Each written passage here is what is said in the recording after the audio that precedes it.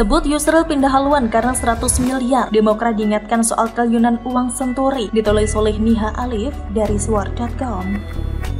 Sebelum kita lanjut, jangan lupa subscribe dan nyalakan loncengnya agar Anda menjadi yang pertama mendapatkan informasi dari jurnal terupdate. Perseteruan antara Demokrat kubu AHY dan kubu Muldoko masih berlangsung hingga saat ini. Tak tanggung-tanggung, pihak yang berseberangan dengan AHY menggandeng pengacara kondang Yusril Iza Mahendra. Isu tak enak pun mulai menimpa Yusril, mulai tidak tahu balas budi hingga membelot lantaran tidak diberi uang 100 miliar rupiah. Tentu saja Yusril tidak terima serangan terhadap dirinya dan menyebut antek Demokrat memakai jurus mabok. Bahkan influencer Denny Siregar ikut berkomentar hingga ada yang mengungkit masalah senturi. Sebelumnya, seperti dilansir detik.com, advokat Yusril Iza Mahendra mengajukan gugatan ke Mahkamah Agung terkait uji formil dan material anggaran dasar dan anggaran rumah tangga ADART Partai Demokrat era Agus Harimurti Yudhoyono atau AHY. Salah satu sorotan Yusril terkait ADART-PD ini ialah soal kewenangan majelis tinggi yang begitu besar dalam Partai Demokrat. Poin ini akan diuji apakah sesuai atau tidak dengan asas kedaulatan anggota sebagaimana diatur dalam Undang-Undang Partai Politik. Majelis tinggi partai di Demokrat memang memiliki kewenangan tinggi, misalnya perihal penyelenggaraan KLB yang termaktub dalam Anggaran Dasar atau AD PD Bab 10 tentang permusyawaratan partai dan rapat-rapat, yaitu tepatnya pada pasal 81 ayat 4, berikut bunyinya. Pasal 81 ayat 4, Kongres luar biasa dapat dilaksanakan atas permintaan A. Majelis tinggi partai atau B. sekurang-kurangnya 2/3 dari jumlah Dewan Pimpinan Daerah atau 1/2 dari jumlah Dewan Pimpinan Cabang serta disetujui oleh Ketua Majelis Tinggi Partai. Selain itu, mengenai KLB diatur dalam pasal 83 Anggaran Rumah Tangga atau ART PD Bab 7 tentang permusyawaratan dan rapat-rapat, berikut bunyinya. Pasal 83 ayat 1, Dewan Pimpinan Pusat sebagai penyelenggara Kongres atau Kongres luar biasa. Pasal 2, Kongres luar biasa dapat dilaksanakan atas permintaan A. Majelis tinggi partai atau B. sekurang-kurangnya 2/3 dari jumlah Dewan Pimpinan Daerah atau 1/2 dari jumlah Dewan Pimpinan Cabang dan disetujui oleh Ketua Majelis Tinggi Partai. Ayat 3, dalam permintaan tersebut harus menyebutkan agenda dan alasan-alasan yang jelas diadakannya Kongres luar biasa. Dalam hal ini, Ketua Majelis Tinggi Partai yang merupakan Susilo Bambang Yudhoyono memiliki kewenangan yang begitu tinggi. Tidak terima digugat Yusril, sang mantan beserta kroninya ramai-ramai menyindir Yusril di akun Twitternya. Money can buy many things, but not everything. Mungkin hukum bisa dibeli, tapi tidak untuk keadilan. Sungguh pun saya masih percaya pada integritas para penegak hukum. Berjuanglah agar hukum tidak berjarak dengan keadilan. SBY, tulis @SBYudhoyono. Begini Prof @Yusril Iza _MHD. Soal gugatan JR pasti kami hadapi. Jangan khawatir, kami cuma tidak menyangka karena Partai Demokrat tidak bisa membayar tawaran Anda 100 miliar sebagai pengacara, Anda pindah haluan ke KLB Muldoko. Tweet @AndiArif_. Menanggapi serangan gila-gilaan Demokrat ke Yusril, Denny Siregar dan netizen juga tidak kalah garang menyentil Demokratnya Pak Mantan. Untuk marwah partai yang selalu terlihat wah dan berkuasa 10 tahun, keluarin duit 100 miliar aja untuk pengacara papan atas gak mau. @Demokrat emang pelit ya? Emot tertawa. Tulis @Denny Siregar 7. Netizen lain bahkan menautkan berita mengenai tuduhan korupsi senturi SBY oleh Anas Urbaningrum. Seperti dilansir berita1.com, mantan Ketua Umum DPP Partai Demokrat Anas Urbaningrum mengaku telah menyampaikan kepada penyidik Komisi Pemberantasan Korupsi atau KPK data perihal dugaan kecurangan dalam dana kampanye pemilihan presiden atau Pilpres tahun 2009, di mana kuat dugaan menggunakan bailout atau dana talangan ke Bank Senturi sebesar 6,7 triliun rupiah. Namun, Anas enggan mengungkapkan calon presiden atau capres mana yang diduga melakukan kecurangan tersebut. Tetapi kejelasan diperoleh dari pernyataan salah satu pengacara Anas, Firman Wijaya, di hadapan awak media yang meyakini bahwa aliran dana bailout Bank Senturi digunakan oleh capres Susilo Bambang Yudhoyono untuk kampanye pada tahun 2009. Kalau berita ini benar meski kasusnya masih diawang-awang hingga saat ini, maka pernyataan Denny Siregar memang benar adanya. Demokratnya Pak Mantan memang pelit, maka tidak heran kalau mereka ditinggal satu persatu orang kepercayaannya. Bahkan saking pelitnya, partai yang notabene punya bersama diambil alih jadi partai keluarga. Si mantan jauh-jauh hari menyiapkan karpet biru untuk anaknya dengan melabrak aturan partai. Rasanya kalau mereka menerima serangan internal, itu ibarat buah si malakama perbuatan mereka yang lalu. Akhirnya masa tua Pak Mantan harus disibukkan untuk menuntut anaknya agar bisa terus bertahan di gelanggang politik. Beda jauh dengan Jokowi nanti yang pastinya akan lebih sibuk bermain dengan sang cucu. Semoga saja tercendana, Cekias, Kala, dan Bakri tidak masuk menjadi bagian pimpinan di masa mendatang. Sudah cukup masa mereka dan giliran Indonesia dipimpin orang yang sesuai.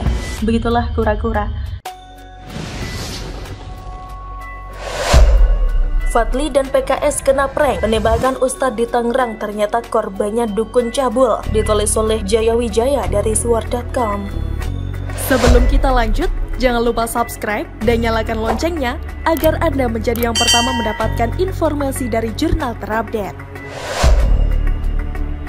Penulis sangat heran dengan sebagian umat yang mengaku muslim sudi beberapa kali penyerangan terhadap Ustadz, lalu diketahui bahwa penyebabnya adalah urusan pribadi dan dilakukan sesama muslim.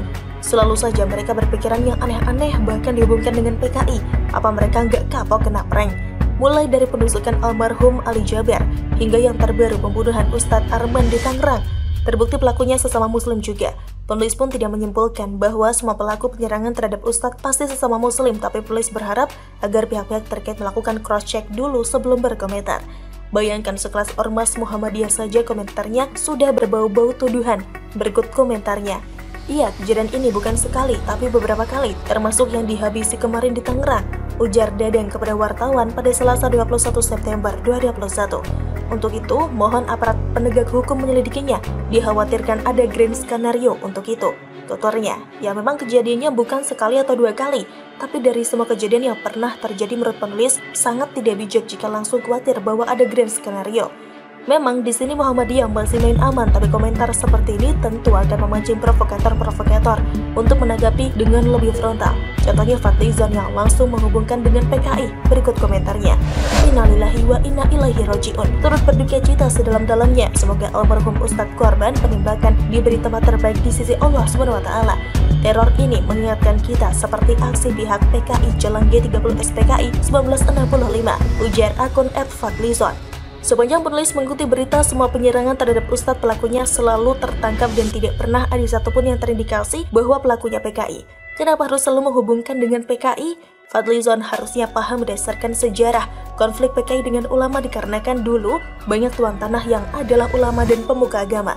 Jadi bukan masalah gelar ulamanya PKI membantai mereka, tapi karena PKI anti dengan tuan tanah yang dianggap menindas kaum marginal. Maka terjadilah konflik dengan para ulama. Itu dulu, tapi sekarang tidak pernah satupun pelaku penyerangan ulama adalah PKI. Bahkan ada takmir masjid di Sukabumi yang ternyata hanya pura-pura untuk mendapatkan simpati. Bukan penulis membela PKI, tapi memang faktanya pelaku penyerangan bukan PKI. Baiklah, kalau Fadlizon kan oposisi, mungkin ada agenda politik, makanya dia bawa-bawa PKI.